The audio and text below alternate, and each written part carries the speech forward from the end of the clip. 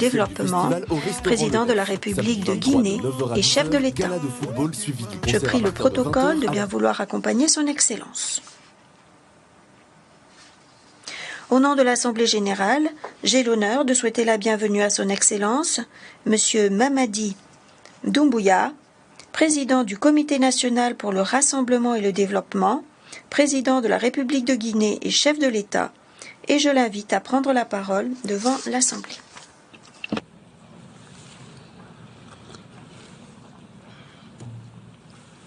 Monsieur le Président, Excellences, Mesdames et Messieurs les chefs de délégation, Monsieur le Secrétaire général,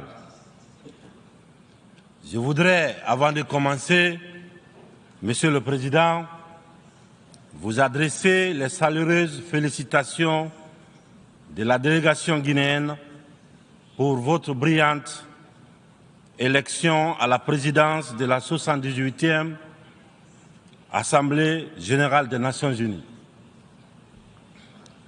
Je voudrais également, devant cette auguste Assemblée, vous assurer du soutien de mon pays.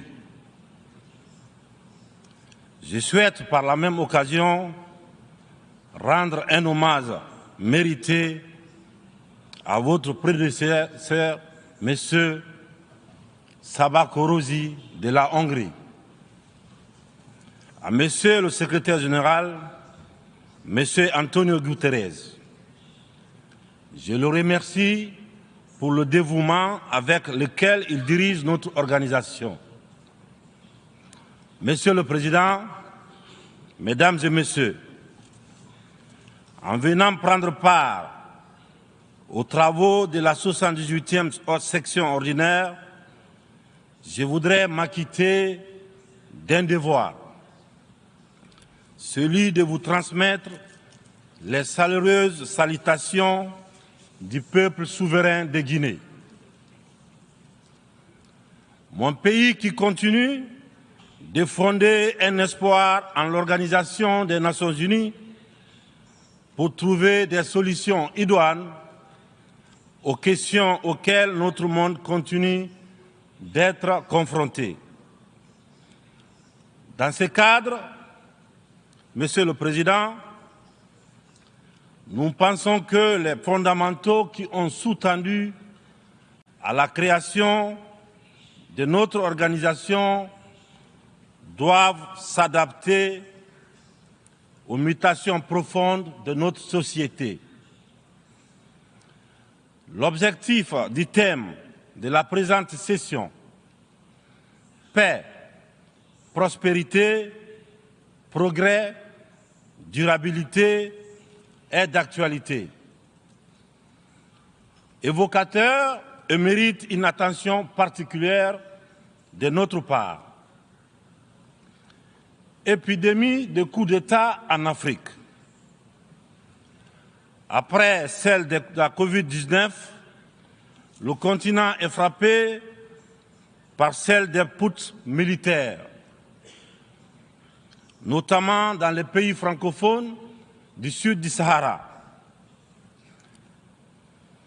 C'est tout le monde qui les condamne, qui les sanctionne, qui s'émeut de la réapparition brusque de cette pratique que l'on croyait révolue, à juste titre. Mais j'ai envie de dire que la communauté internationale doit avoir l'honnêteté et la correction de ne pas se contenter de dénoncer les seules conséquences, mais de s'intéresser et de traiter les causes. Les coups d'État, s'ils se sont multipliés ces dernières années en Afrique, c'est bien parce qu'il y a des raisons très profondes. Et pour traiter le mal, Mesdames et Messieurs, il faut s'intéresser aux causes racines. Le putschiste n'est pas seulement celui qui prend les armes, qui renverse un régime. Je souhaite que l'on retienne que les vrais putschistes les plus nombreux, qui ne font l'objet d'aucune condamnation, c'est aussi ceux qui manigancent, qui utilisent la fourberie, qui trichent pour manipuler les textes de la Constitution afin de se maintenir éternellement au pouvoir. C'est ceux en col blanc qui modifient les règles du jeu pendant la partie pour conserver les rênes du pouvoir. Voilà les putschistes les plus nombreux. Monsieur le Président, Mesdames et Messieurs, je fais partie de ceux qui, un matin, ont décidé de prendre nos responsabilités pour éviter à notre pays un chaos complet, une situation insurrectionnelle. Aucune force politique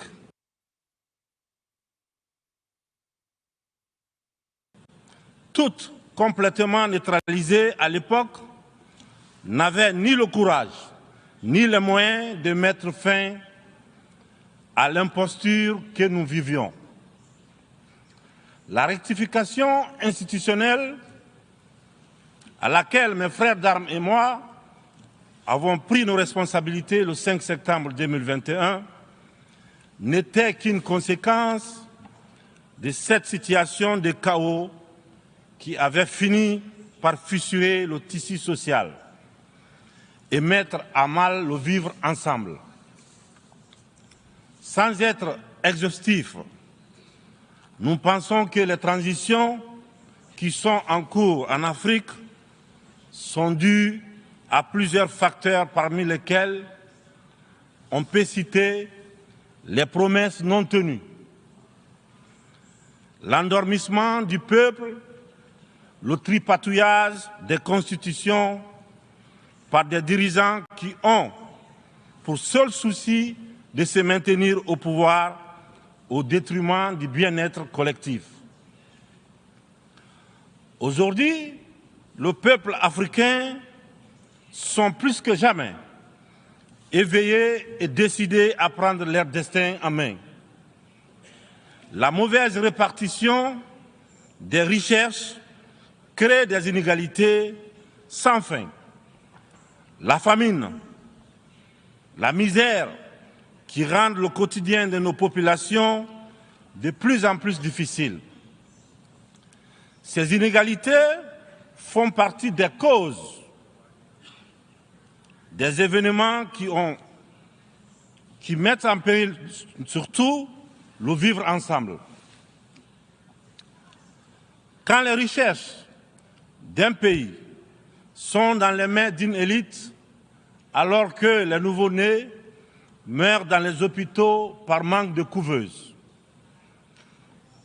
il n'est pas surprenant que dans de telles conditions, nous assistons à des transitions pour répondre aux aspirations profondes du peuple. L'Afrique souffre, mesdames et messieurs, elle souffre d'un modèle de gouvernance qui lui a été imposé. Un modèle certes bon et efficace pour l'Occident, qu'il a conçu au fil de son histoire, mais qui a du mal à passer et à s'adapter à notre réalité, à nos coutumes, à notre environnement. Hélas, j'aimerais dire que la grève n'a pas pris. Je sais que lorsque je dis cela, tout de suite, ils sont nombreux à se dire encore un bidas qui veut tordre le cou à la démocratie. Encore un soldat qui veut imposer sa dictature.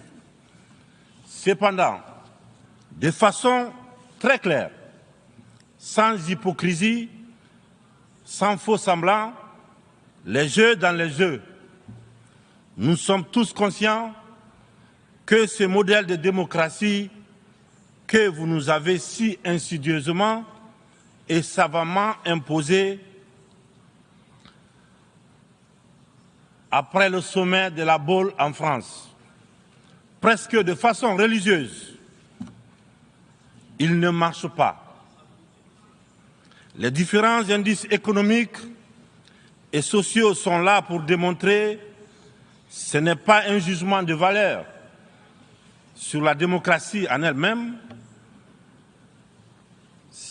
Croyez-moi, bien entendu, c'est un constat, c'est un bilan sur plusieurs décennies d'expérimentation chaotique de ces modèles dans notre environnement, une période où il n'a été question que des outils politiques, au détriment, bien sûr, au détriment de l'essentiel qui est l'économie, la transformation de nos matières premières sur place.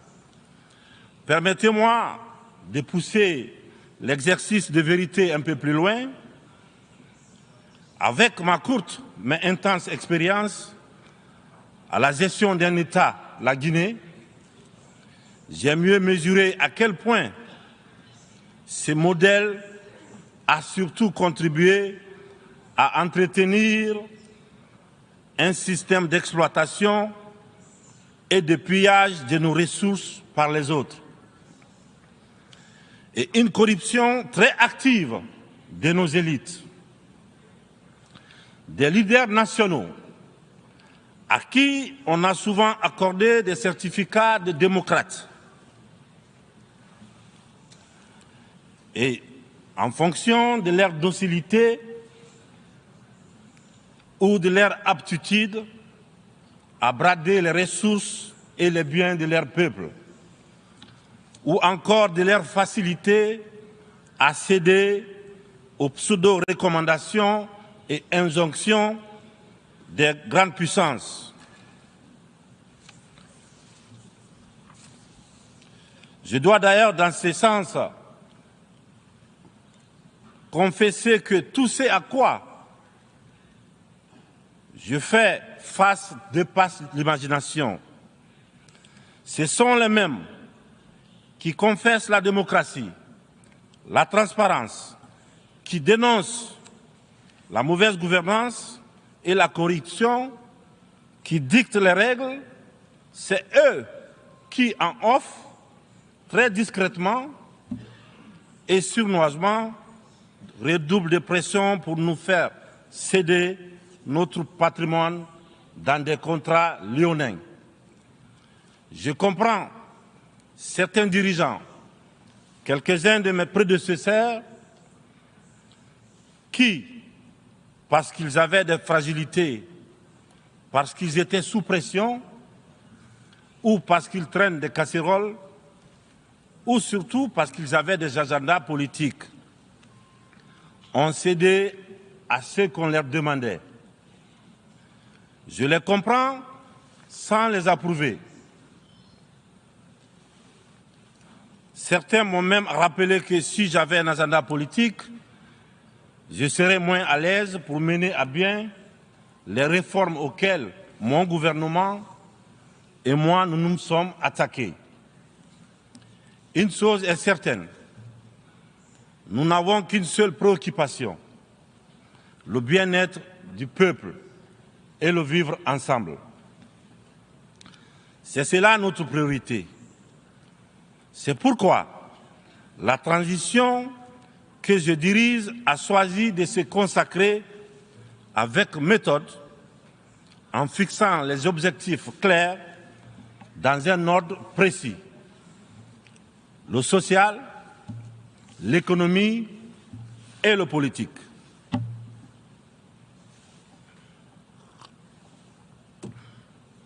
Monsieur le Président, Mesdames et Messieurs, mon uniforme, je l'ai mis au service de mon peuple.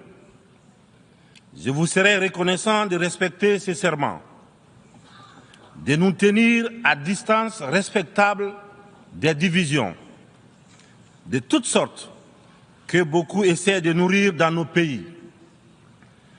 Le Sahel traverse l'une des histoires les plus graves de sa très vieille histoire, mais elle a les ressorts nécessaires pour y faire face.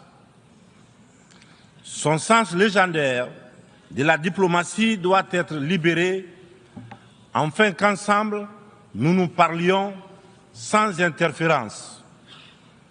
C'est pourquoi, et pour cela, que la CEDEAO, dont la vocation était économique, doit cesser de se mêler de la politique et privilégier le dialogue. Nous, Africains, nous sommes fatigués, épuisés des catégorisations dans lesquelles les uns et les autres veulent nous mener et surtout veulent nous cantonner. La population de l'Afrique est jeune. Elle n'a pas connu la guerre froide. Elle n'a pas connu la guerre et les guerres idéologiques qui ont façonné le monde pendant les 70 dernières années. C'est pourquoi nous, Africains, nous trouvons insultants les cases, les classements qui tantôt nous placent sous influence des Américains, tantôt sous celle des Anglais, tantôt des Français, tantôt des Chinois, des Russes et même des Turcs. Nous ne sommes ni pro, ni anti-américains, ni pro, ni anti-chinois, ni pro, ni anti-français, ni pro, ni anti-russe, ni pro, ni anti-turc.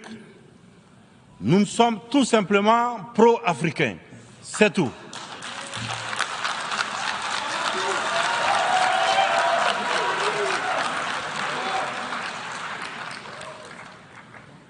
Nous mettre sous la coupe de telle ou telle puissance est une insulte, du mépris, du racisme vis-à-vis d'un continent de plus d'1,3 milliard de personnes. Il est important, dans cette prestigieuse et influente Assemblée, que l'on comprenne clairement que l'Afrique des papas, la vieille Afrique, c'est terminé.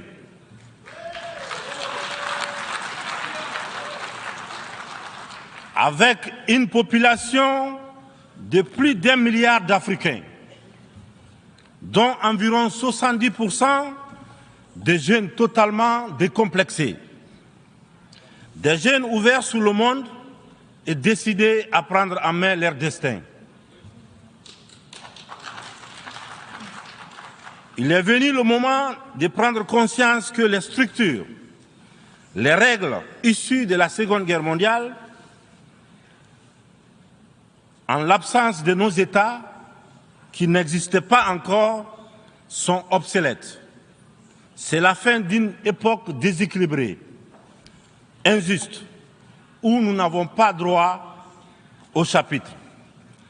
C'est le moment de prendre en compte nos droits, de nous donner notre place, mais aussi et surtout le moment d'arrêter de nous faire de la leçon, de nous prendre de haut, d'arrêter de nous traiter comme des enfants.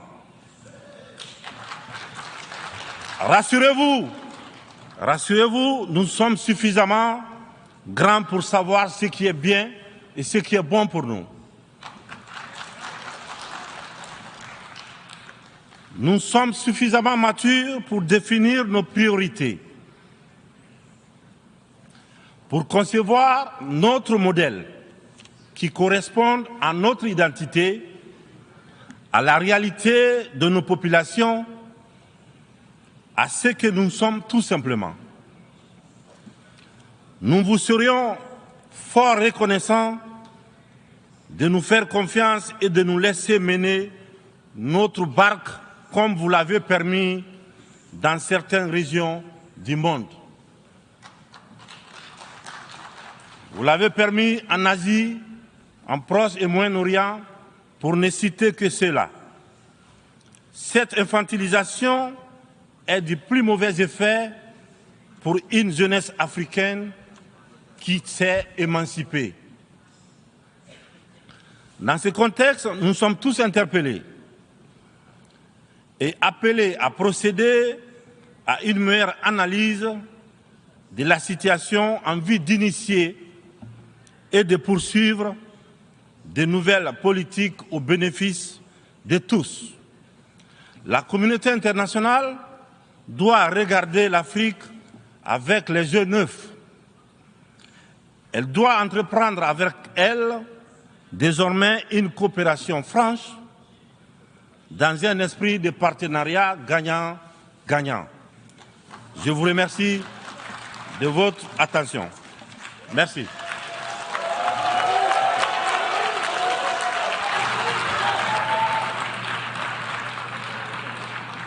En nom